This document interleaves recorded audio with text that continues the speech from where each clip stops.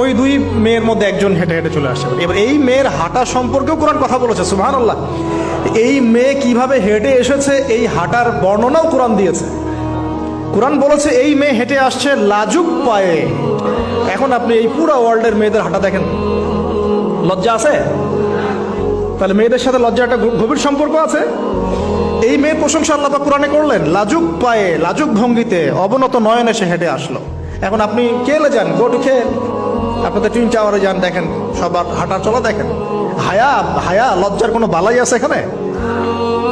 আমি গত লেকচারে বলেছিলাম যে আদম আলাইহিস সালাম এবং হাওয়া আলাইহিস সালাম, ইবলিস তাদের সাথে প্রথম যে আচরণ করেছে ওই ফল খাওয়ানোর পরে, সেটা কি?